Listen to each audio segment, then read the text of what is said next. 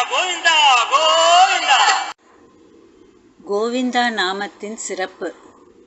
கோவிந்தா கோவிந்தா என்று இறைபக்தி மேலோங்க சொல்வதால் சொல்பவரின் பாவங்கள் தொலைந்து போகும். தவிர மோட்சத்தை அடைவதற்கு என்னென்ன தடைகள் இருக்கின்றனவோ அவை அனைத்தும் விலகிவிடும். கோவிந்த நாமத்தின் சிறப்பு பற்றி காஞ்சி மகா பெரியவாளின் கருத்துக்களை தாங்கிய பொக்கிஷமான தெய்வத்தின் குரல் 4ஆம் தொகுப்பில் அழகாக சொல்லப்பட்டிருக்கிறது. ஈஸ்வர நாமாக்களுள் ஹர என்பதற்கும் விஷ்ணுவின் நாமாக்களுள் கோவிந்தா என்பதற்கும் ஒரு தனி சிறப்புண்டு.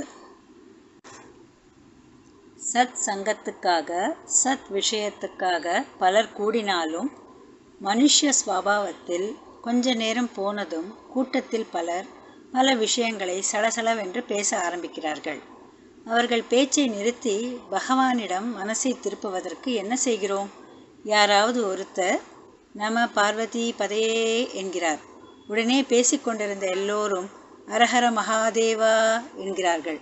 அதேபோல் சர்வத்ர கோவிந்தா நாம சங்கீர்த்தனம் என்று சொன்னவுடன் கூட்டம் முழுதும் கோவிந்தா கோவிந்தா என்று பரவசப்படுகிறது.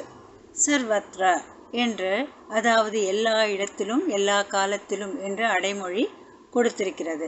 சர்வத்ர கோவிந்த நாம சங்கீர்த்தனம்.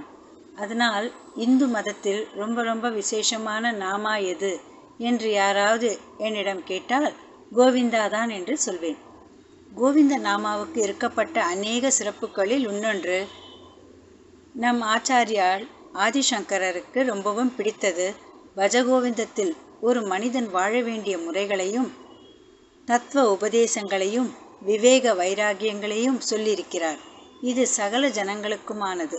இப்பேற்பட்ட சிறப்பு கொண்ட கோவிந்தனை பூஜியுங்கள் என்கிறார் நம் ஆச்சாரியார். அவருடைய குருவின் பெயர் கோவிந்த பகவத் பாதர். அதனால் குரு தெய்வம் இரண்டின் பெயராகவும் உள்ள கோவிந்த சப்தத்தில் ஆச்சாரியாளுக்கு அலாதி பிரீத்தி. இதுபோல் கோவிந்த நாம விசேஷம் இன்னும் கூட தெய்வத்தின் குரலில் அலசப்பட்டிருக்கிறது.